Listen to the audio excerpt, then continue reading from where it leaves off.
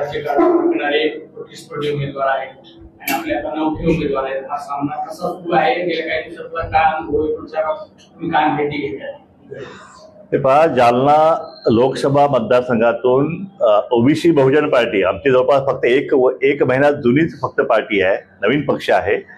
आणि त्यामध्ये आम्ही डॉक्टर तानाजी भोजने जे MBBS आहेत, जे अनेस्थेसिया एक्सपर्ट्स आहेत, असे एकदम उच्च विद्या विभूषित आणि ज्यांनी लोकसेवा करण्यासाठी 1 रुपयामध्ये ते उपचार त्या ठिकाणी जनतेला हजारो पेशंटला त्यांनी उपचार दिलेले आहेत, असे उमेदवार जे आहेत ते आम्ही या ठिकाणी आम्ही दिलेले आहेत. आणि त्यांच्या समोर जे आहे ते भाजपचे 25 वर्ष ज्यांनी खासदारकी या ठिकाणी उपभोगलेली आहे असे रावसाहेब दानवे, जे केंद्रात मंत्री पण त्या ठिकाणी अनेक वर्षे राहिलेले आहेत, ते त्या ठिकाणी लढत देत आहेत भाजपकडून. आणि काँग्रेस पक्षाकडून कल्याणरावजी काळे हे त्या ठिकाणी निवडणूक लढवत आहेत. एकंदरीत बघितलं तर हे जे प्रस्थापित उमेदवार जे आहेत, धनदानगे आहेत, रावसाहेब दानवेंचं तर 25 वर्षामध्ये मी अनेक गावामध्ये दौरा केला तर इथं अनेक गावामध्ये चालायला सुद्धा जागा नाही आहे. इतकी वाईट अवस्था या मतदारसंघामध्ये आहे. जे 2-3 मुद्द्यावरती ते हे करतायत की मोदीला पंतप्रधान बनवण्यासाठी ही निवडणूक आहे काय. आता मोदीला निवडणूक लढायसाठी जालन्याची निवडणूक हे लढत आहेत. त्याचप्रमाणे ICTचा एक मुद्दा काय ते करता येते, ज्या ठिकाणी त्याने फक्त नावं फक्त फोडलेलं आहे, पुढे काहीच झालेलं नाही, एकही ऍडमिशन नाही, काही नाही, सगळी बोंब आहे त्याविषयी. त्यानंतर एक ड्रायपोर्टचा विषय, अनेक वर्ष हा सगळ्याचा विषय आहे, अजून सुद्धा सुरू झालेला नाही आहे. एकही त्या ठिकाणी कंटेनर आला नाही आणि गेला नाही आहे काय. त्यामुळे ह्या सगळ्या विकासाच्या फक्त गप्पाच हे दानवे साहेब मारत आहेत. आणि त्याच्याशिवाय या ठिकाणी जो ओबीसी बांधव आहे, जवळपास 12 लाख मतदान जे आहे ते त्या ठिकाणी ओबीसीचं आहे. ओबीसी आरक्षणाविषयी रावसाहेब दानवेंनी काय प्रश्न विचारले पार्लमेंटमध्ये, त्याने आम्हाला उत्तर द्यावं. धनगर आरक्षणाविषयी जे भाजपचा अजेंडा होता, जे मोदी साहेबांनी येऊन या ठिकाणी आम्हाला सांगितलं होतं सोलापूरमध्ये की आम्ही धनगर समाजाला आम्ही आरक्षण देऊ. काय झालं त्या आरक्षणाचं? आता मोदी साहेबांना कर्नाटकमधलं मुसलमानांचं आरक्षण दिसतंय, पण या ठिकाणी महाराष्ट्रामध्ये ओबीसीमध्ये जो मराठा समाजाचा कुणबी दाखले देऊन जो म्हणजे अक्षरशः अतिक्रमण झालेलं आहे, त्याच्याविषयी मोदी साहेब काय बोलायला तयार नाही, त्याच्याविषयी दानवे साहेब काय बोलायला तयार नाहीये. त्यामुळे भाजपचं हे धोरण जे आहे हे ओबीसीच्या विरोधातलं धोरण आहे, जे आम्ही ओबीसीची जातनिहाय जनगणना करावी म्हणून आम्ही मागणी करतोय. या ठिकाणी महाराष्ट्र विधानसभेत 1 महिना ठराव पारित केला असताना सुद्धा केंद्रातलं सरकार मात्र त्या ठिकाणी मूग गप बसतंय, त्याचे काहीच उत्तर देत नाहीये. या ठिकाणी आरक्षण जे आहे महाराष्ट्रातलं ओबीसीचं आरक्षण दिवसाढवळ्यात लुटलं गेलं, डाका घातला गेला, तरी सुद्धा केंद्रातलं सरकार मात्र जे आहे, मोदी सरकार जे आहे ते काहीच बोलायला तयार नाही.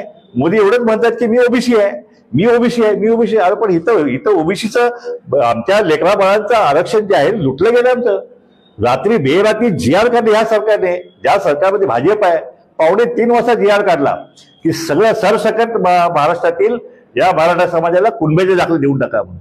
आता सगळे सोयऱ्यांच्या विषयात चालू आहे. सगळे सोयऱ्याचा GR तो सुद्धा त्या ठिकाणी काढायसाठी हे आम्ही 10-12 लाख त्या ठिकाणी हरकती नोंदवलेले आहेत. तेवढं सोपं काम नाहीये त्याला हे सगळे सोयरा GR काढणे. आणि त्यामुळं याविषयी सरकारशी आमचे 2 हात होणारच आहेत आणि आम्हाला करावं लागणारच आहेत. दुसरे तिसरे उमेदवार जे आहेत ते काँग्रेसचे आहेत. आता काँग्रेसची अवस्था अशी झालेली आहे की बिन कॅप्टनचं जहाज असं आहे ते कुठे भरकटत चाललेलं आहे. कारण आता काँग्रेस इतकी जुनी काँग्रेस आहे, राष्ट्रीय काँग्रेस जी आहे तिला महाराष्ट्रात आता नेतृत्व नाहीये.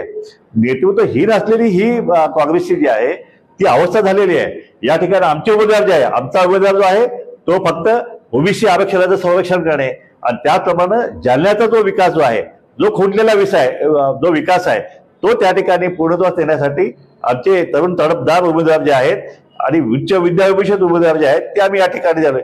या ठिकाणी 2 प्रस्थापित धनदानग्याच्या विरोधात 1 विस्थापित उमेदवार जो आहे त्याची लढत या ठिकाणी होत आहे. आणि हा जालना जिल्हा जो आहे त्या ठिकाणी मराठा आरक्षण वादामुळे फार मोठा वाद जो आहे तो या ठिकाणी सामाजिक ध्रुवीकरण झाले आहे. त्यामुळे इथला ओबीसी जो आहे तो पोलराईज झालेला आहे. त्यामुळे सगळ्या ओबीसीने आता निर्णय घेतलेला आहे. आमची अंबरची सभा बघा तुम्ही, अंबरच्या सभेत आम्ही निर्णय केलेला आहे की या जालना जिल्ह्यामध्ये असू द्या महाराष्ट्रामध्ये ओबीसीने आता ओबीसीलाच मतदान द्यायचं, आरक्षणवाद्यांनी आरक्षणवाद्यालाच मतदान द्यायचं.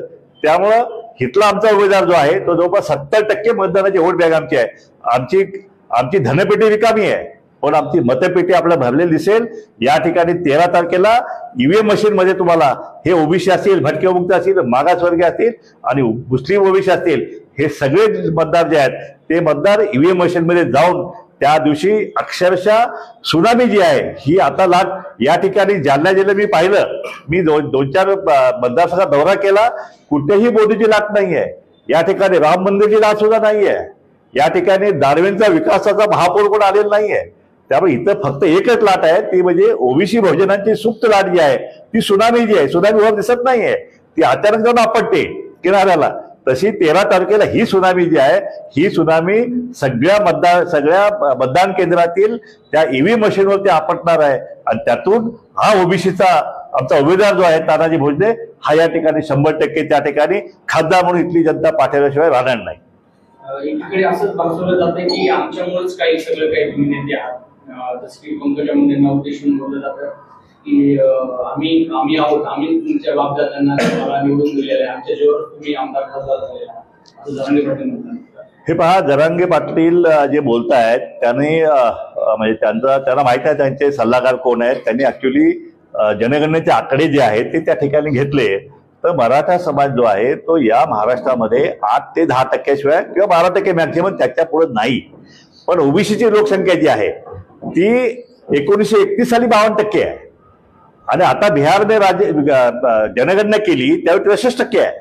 आम्ही या ठिकाणी कमीत कमी 60% आहोत. त्यामुळे हे जे लोकशाहीचं गणित आहे, हे मतदानाचं गणित जे आहे ते संख्यावरती असते. एकीकडे 60% मतदान ओबीसीचं आणि एकीकडे 10-12% मराठा समाज मतदान, ही तुलना होऊ शकत नाही ना. जर मराठा समाजाचे उमेदवार असं 1 to 1 लागले मराठा वर्सेस ओबीसी, असं होणे आमची इच्छा आहे. कारण आम्ही या महाराष्ट्रामध्ये हा पुरोगामी महाराष्ट्र, शिवरायांचा महाराष्ट्र आहे. इतकी वर्षे सगळे गुण्या गोविंदाने सगळे एकत्रपणे आणलेले आहेत, राहिलेले आहेत.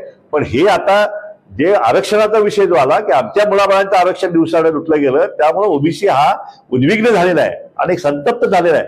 आणि त्या भावनेतूनच आमचा हा ओबीसी बहुजन पार्टी जो आहे तो पक्ष निर्माण झालेला आहे. आणि उद्या या ठिकाणची सत्ता, ज्या सत्तेच्या माध्यमातून आमच्या आरक्षणाचे 3-13 केले, ती सत्ता उलथून टाकायची आणि त्या ठिकाणी ओबीसी सत्ता आणायची, बहुजनाची सत्ता आणायची. आणि जे GR काढलेले आहेत त्या ओबीसीच्या आरक्षणावरची, ते सगळे GR जे आहेत ना ते परत पलथून टाकून पुन्हा हे आरक्षण प्रस्थापित करण्यासाठी ही आमची लढाई आहे. ही आमची विस्थापितांची लढाई आहे. ही आमची कुठल्या महासत्तेला आव्हान देण्याची नाही आहे, की कुणाला पाडण्याची नाही आहे, कुणाला जिंकून आणण्याची निवडणूक नाही आहे. हे आमच्या मुलाबाळांचा जो आहे, लेकरांचा हा सत्तेतला सहभाग, आमचं आरक्षण, आमच्या नोकऱ्या, आमचं शिक्षण जे आहे त्याचा बंदोबस्त आता आम्हालाच करावा लागेल. म्हणून ही आरक्षणाची लढाई जी आता मतपेटीतून आम्ही सुरू केलेली आहे. एकीकडे रस्त्यावरची लढाई, एकीकडे न्यायालयीन लढाई आणि आता एकीकडे ही राजकीय लढाई सुद्धा जी आहे ती आम्ही सुरू केलेली आहे. या महाराष्ट्रामध्ये हा लोकसभा जी आहे ते फक्त ट्रेलर आहे. आता खरा पिक्चर जो आहे तो विधानसभेत होणार आहे. आणि जरांगेंच्याकडून सुद्धा मराठा समाज उभा करा असं आम्ही ऐकतोय आणि ते माझी वास्तवात आम्ही त्याचं स्वागत करू. कारण त्या ठिकाणी आमची संख्याबळ जे आहे ते संख्याबळ कुठल्याही परिस्थितीत कुठल्याही पक्षाला सुद्धा ऐकणार नाहीये. आता पक्ष सगळे आता गौण मुद्दे राहिलेले आहेत. तुम्ही बघितलं, राष्ट्रवादी काँग्रेसचे 2 तुकडे झालेले आहेत, फॅमिलीत उभी फूट पडलेली आहे, शिवसेनेमध्ये उभी फूट पडलेली आहे, भाजप जे आहे ते पराभवाच्या मानसिकतेमध्ये आहे. या ठिकाणी महाराष्ट्रामध्ये कुठला उमेदवार भाजपचा उमेदवार निवडून येऊ शकतोय असं एकही उमेदवार समोर येत नाहीये. त्यामुळं जे राहुल गांधी म्हणले की या देशामध्ये भाजप 150 जवळ जाणार नाही आणि वास्तविकता ग्राउंड रिअलिटी तशीच आहे. त्यामुळे भाजप पराभवाच्या मानसिकतेत गेलेली आहे.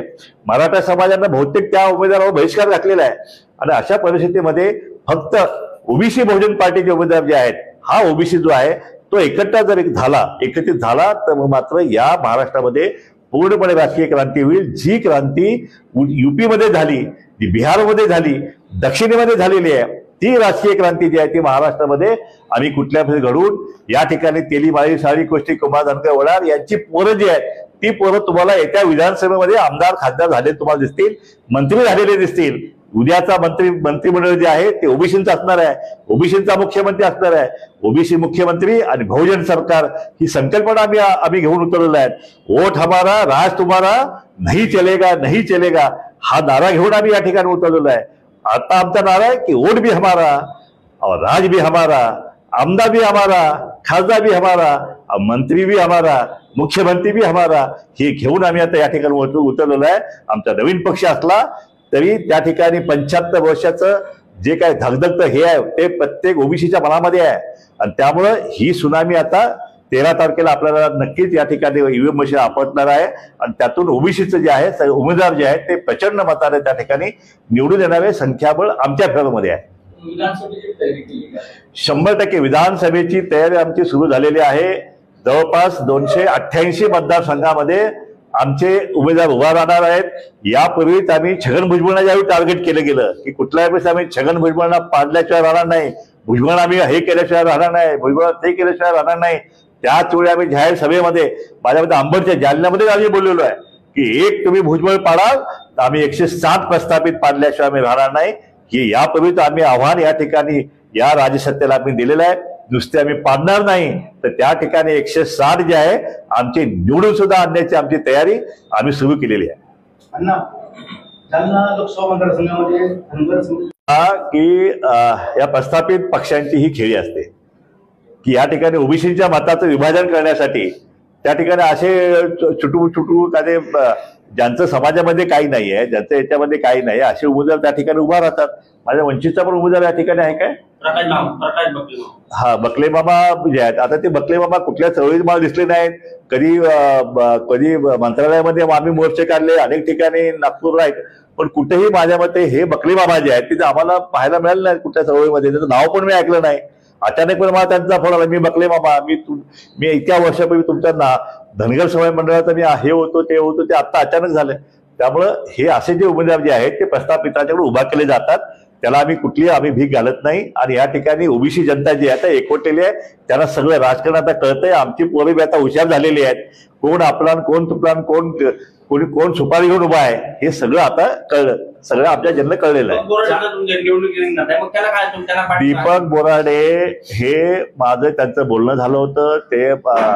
ते यांना पाठिंबाही त्या ठिकाणी देण्याचं त्यांनी मला शब्दशः त्यांनी मान्य केलं. परंतु काय असं घडलं मला माहित नाही की अचानक त्यांचा फॉर्म जो आहे तो त्या ठिकाणी राहायला गेला. कारण दीपक बोराडे जे आहे ते आमच्या चळवळीतला कार्यकर्ता होता. त्यांना सांगितलं होतं मी की तुम्ही भोजनाचं काम करा. विधानसभा जे आहे विधानसभेमध्ये आम्ही त्यांना उमेदवारी देऊन त्यांना आमदार करण्याचा सुद्धा शब्द मी त्यांना दिला होता. पण काय असं झालेलं आहे की अचानक त्यांची उमेदवारी जी आहे ती त्या ठिकाणी राहिलेली आहे. विधानसभेमध्ये आमचे 288 उमेदवार जे आहेत ते ओबीसीचे आमचे उभा राहणार आहेत. आणि त्यामध्ये सगळे समाज जे आहेत त्या ठिकाणी एकच समाज असा नाहीये. त्या ठिकाणी जिसकी संख्या भारी उसकी उतनी भागीदारी ह्या तत्वानुसार आम्ही आमदारकी जे आहे त्या आमदारकी आमच्या सगळ्या समाजांना आम्ही विभागून आम्ही देणार आहे. आणि ते 100% सगळे निवडून येणार आहेत. जेव्हा डॉक्टर साहेबांची उमेदवारी तुम्ही जाहीर केली तेव्हा ओबीसी समन्वयकांनी पत्रकार परिषदेतून सांगितलं होतं की प्रकाश शेळके यांनी आम्हाला विश्वासात न घेता उमेदवारी. ओबीसी समन्वयक तुम्ही जे म्हणता ते काय त्यांचं नाव ते भाजपचे आहे. ते भाजपचे एक समन्वयक माझ्याकडे आले होते. तर त्यांना मी सांगितलं की तुम्ही आधी भाजपचा राजीनामा द्या आणि मग ओबीसी समन्वयाची बात करा म्हणून सांगितलं मी. हे भाजपचे लोक येतात ना वेगवेगळे बुरखे काढून वेगवेगळ्या सेलमधले लोक आहेत ते पाठवतात भाजप आमच्याकडे. त्यामुळे अशा लोकांना आम्ही योग्य तो उत्तर त्यावेळी त्यांना दिलेला आहे की भोजने हाच आमचा उमेदवार असेल आणि त्या ठिकाणी दुसरा कुठलाही उमेदवार आमचा नसणार आहे. तुम्ही भाजपच्या आधी राजीनामा द्या आणि मग ओबीसी समन्वयकाची तुम्ही आमच्याशी गोष्टी करा असं मी त्यांना स्पष्टपणे सांगितलं. जसं मराठा आरक्षणाचा प्रश्न जालन्यातून निघाला आणि केंद्र पण ओबीसी सुद्धा केंद्र जालना जिल्ह्यात जालन्यात फार मोठी चळवळ ओबीसीची सुरू होती. तुमच्या बरोबर आता सध्या ओबीसीचे जालन्यात कोणी नेते मला कळलं नाही. तुमच्या बरोबर सध्या जालन्याचे नेते कोणी दिसत नाही. ओबीसी हे पहा ही ओबीसी बहुजन पार्टीची पत्रकार परिषद आहे. ही त्याच्यामुळे ओबीसी बहुजन पार्टीच्या वतीनं आम्ही याला उमेदवार दिलेली आहे. या ठिकाणी ओबीसीचे जे नेते म्हणवले जातात ते वेगवेगळ्या पक्षामध्ये ऍडजस्ट झालेले आहेत आणि त्यामुळं ते नेते जे आहेत ते नेते येणार नाही. पण आता जनता जी आहे ओबीसी जनता जी आहे भटके विमुक्त आहे त्या ठिकाणी बारा बुलदर आहे या मागासवर्गीय आहे ही सगळी जनता जी आहे ही जनताच आमच्या सोबत आहे. आम्ही काय नेत्यांच्या भरोश्यावर आम्ही पार्टी काढलेली नाही. आम्ही ह्या आरक्षणाची लढाई जी आहे ती आम्हाला मतपेटीतून आम्हाला लढायची आहे. कुठला नेता आला गेला ह्याचा आमचा संबंध नाहीये आणि त्यांनी त्याच्या पक्षाचं तरी काम करावं. आम्ही त्यांना आव्हान केलेलं आहे तुम्ही जिथं आहे तिथं काम करा. कारण आता तुम्हाला तिथून सोडून इथे येऊन काम करणं मुश्किल होणार आहे. त्यामुळे आमची सगळी नवीन टीम जी आहे ती या ठिकाणी आम्ही नवीन टीम हे केलेले आहे, फॉर्म केलेले आहे आणि ही नवी टीम घेऊन नव्या दमाचे हे सगळे सैनिक घेऊन आम्ही हल्लाबोल जो आहे ते राजकीय व्यवस्था आम्ही करणार आहोत. जरांगेचं काय? जरांगे पाटील म्हणाले की आपल्या मतदानपेठा असा मतदान करा की 7 पेठा जो उभं राहिली प्रत्येक खासदार, तसं भाजपला टोला लागवलेला आहे, मतदान करू नका भाजपला असं सहज म्हणले. हे पहा, जरांगेंचा विषय जो आहे तो गरीब मराठ्यांचा लढा आहे असं आमची समजूत आहे. आता त्या ठिकाणी आपण बघितले की 10-10 लाख गाड्या, 10-10 लाख गाड्या, 200-200 JCB हा सगळा विषय जो आहे हे सगळं घेऊन त्यांचे अनेक मोठे मोठे आंदोलनं, 50 लाख लोक, 1 कोटी लोक, 2 कोटी लोक इतकी हा सगळा धनदांडग्यांचा हा पाठिंबा असल्याशिवाय हे होणार नाहीये. आणि म्हणून हा गरीब मराठ्यांचा लढा जो आहे तो आता कितपत यशस्वी होईल मला माहित नाहीये. कारण जे काय जरांगेंची मागणी जी आहे, बघा, मराठा आरक्षणाला आमचा विरोध नाहीये. आम्ही स्पष्ट या आजच्या पत्रकार आम्ही करतो की मूळ सकल मराठा जो 58 मोर्चे जे त्याचे मोर्चे निघाले त्यांची जी मागणी जी आहे की आम्हाला कुणाचंही आरक्षण हिसकावून घ्यायचं नाही, आम्हाला 50% वरचं वेगळा वर्गून आम्हाला आरक्षण हवं आहे, ते SCBCचं आरक्षण आहे, त्याला आम्ही पाठिंबा दिला. तो पाठिंबा आमचा कालही होता, आज येईल, उद्या पण आहे. जे 10% आरक्षण सरकारने दिलेलं आहे त्याला आम्ही पाठिंबा दिलेला आहे. पण जरांगे जे म्हणतात की आम्हाला ओबीसीतलंच आरक्षण आम्हाला पाहिजे, ओबीसीतलंच घेतल्याशिवाय जर राहणार नाही, ओबीसीतलं जर नाही दिलं तर सरकारला सुट्टी नाही, किंवा ओबीसीतलं नाही दिलं तर आम्ही ह्याला पाडू, आम्ही त्याला पाडू, आम्ही त्याला बघू, ह्याला बघू, हे जे चाललंय. आमचा विषय क्लिअर आहे की आमची विनंती सगळ्या समाजाला आहे की हा गरीब समाज 450 जमाती आहेत, या गरीब जमातीचं आरक्षण आपण धनदांडगे म्हणजे आपण ह्याच्यावरती दंडुकेशाहीवरती किंवा प्रस्थापित तुम्ही सत्ता तुमच्या हातात असल्यामुळं ते आपण हिसकावून घेऊ नये. आणि जर तो हिसकावून घेण्याचा प्रयत्न झाला तर ओबीसी त्याला प्रति आव्हान दिल्याशिवाय राहणार नाही. शेवटी ओबीसीच्या ह्या मुलाबाळाचं आरक्षण जे आहे ते आम्हाला वाचवायच लागेल. त्यासाठी कुठलाही बलिदान जे आहे ते आम्हाला द्यावं लागलं तर काही हरकत नाही. या ठिकाणी लक्ष्मण गायकवाड भटक्या मुक्ताचे नेते आहेत, आगरी कोळी समाजाचे या ठिकाणी सगळे अख्ख्या महाराष्ट्रातले सगळे समाज नेते जे आहेत, आम्ही एक दिला तर हा ओबीसीचं आरक्षण जे आहे ते संरक्षण जे आहे ते आम्ही सुद्धा केल्याशिवाय राहणार नाही. समजा सत्तेच्या माध्यमातून त्यांनी घेतलंच आरक्षण, पण ही सत्ता उलटवून टाकून पुन्हा ते आरक्षण प्रस्थापित करण्याची ताकद जी आहे ती या ओबीसी आणि भटक्या मुक्तांच्या मध्ये आहे. अण्णा मनोज जरांगेंनी येणाऱ्या विधानसभेमध्ये 238 उमेदवार उभे करण्याची घोषणा केलेली आहे. तुमचं कसं, तुम्ही सगळे 238 उमेदवार उभे करणार आहात का? हे पण आम्ही तर ही तयारी तर आम्ही आधीच केली, 3 महिन्यापासून आम्ही केली. आमचा पक्ष स्थापन केला, पक्ष रजिस्ट्रेशन टाकलेलं आहे.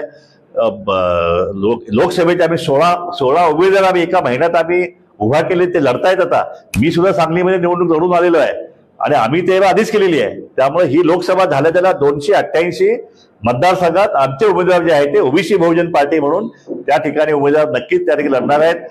जरांगेंनी जर समजा पक्ष काढला किंवा त्यांनी समजा उमेदवार उभा केले तर आम्ही त्याचं स्वागत करू. कारण त्या ठिकाणी जे आहे मग सरळ सरळ जे आहे मराठा विरुद्ध ओबीसी अशा प्रकारची लढत जी आहे ती होण्याची शक्यता आहे.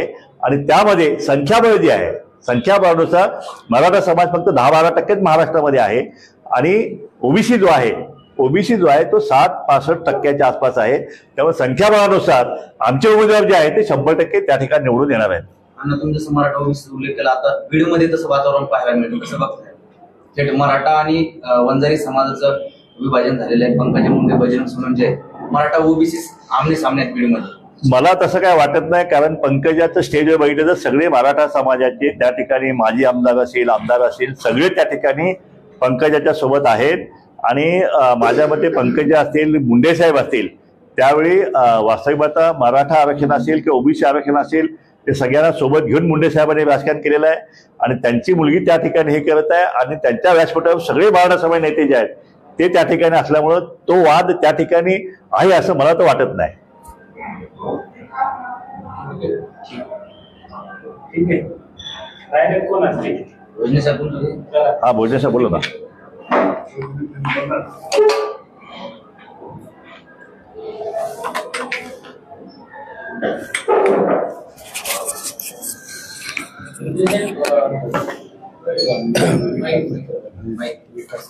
माईक लोक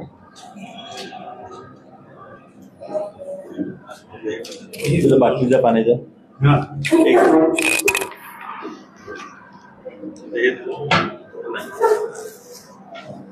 विचाराचा शेवट झाला. मावशी आता काही तास राहिले अनुभव कसा राहिला, कसा प्रतिसाद मिळतोय, समोरचे जे प्रस्थापित उमेदवार आहेत त्यांच्यासाठी बहुजनचे काय होते? नाही, सध्याचे जे दोन्ही प्रस्थापित उमेदवार आहे ते दोन्ही एक तर प्रस्थापित पक्षाने ओबीसीला इथे उमेदवारी दिलेली नाहीये आणि दोन्ही मराठा समाजाचे आहे. आणि 2 मराठा उमेदवाराविरुद्ध एक ओबीसी उमेदवार आहे. आणि जर मतदारांची संख्या बघितली तर जसं अण्णांनी सांगितलं की मतदानाची जी संख्या आहे ती आमच्या फेवरमध्ये आहे. आणि 100% आम्ही 1.5 ते 2 लाखाच्या लीडनी हा जालना लोकसभा मतदारसंघातून निवडून येणार. आणि ओबीसी बहुजन पार्टी जिथून तिचा उगम झालाय तिथून बहुजन पार्टीचा खासदार खात्रीने होणारच आहे. इतर 2 उमेदवार सुद्धा धनगर समाजाचे. हा, त्याचं काही ऑब्झर्वेशन काही मांडले नाही, त्याच्यातले 2 उमेदवार जसे आहे की आता वंचितचा जो उमेदवार आहे तर त्यांची जरांगे सोबत युती होणार होती त्यांच्या पक्षाची. मग मला नाही वाटत की ओबीसी वंचितला मत म्हणजे जरांगेला मत असं आहे. तर मला नाही वाटत ओबीसी जरांगेला मतदान टाकायच्या मानसिकतेत आहे. आणि जो दुसरा उमेदवार आहे तो अपक्ष आहे. त्या अपक्ष उमेदवारांचं काय की अपक्षता असे तुम्ही 3 म्हणताय असे तर आणखीन 5चा उमेदवार आहे. त्यामुळे मला नाही वाटत ओबीसीनी ठरवलेलं आहे की 75 वर्षानंतर एक ओबीसी नावानी पार्टी तयार करायचं धाडस प्रकाश अण्णांनी दाखवलेलं आहे. आणि ही ओबीसीच्या अस्तित्वाची लढाई आहे. म्हणजे ही जी जालन्यातली लढाई आहे ही तानाजी भोजनेची किंवा प्रकाश अण्णांची नाहीये, तर ओबीसीच्या अस्तित्वाची लढाई आहे. आणि जे मतदान या ओबीसी बहुजन पार्टीला पडणार आहे याच्यातून ओबीसीची ताकद दिसणार आहे इथं. आणि मला खात्री आहे की ओबीसीचं ह्या इथं ओबीसी येणाऱ्या निवडणुकीत ओबीसीचं मत, ओबीसीची पार्टी, ओबीसीचा नेता आणि ओबीसीचीच सत्ता या तत्वावर मतदान करून 100% निवडून देणार आहे.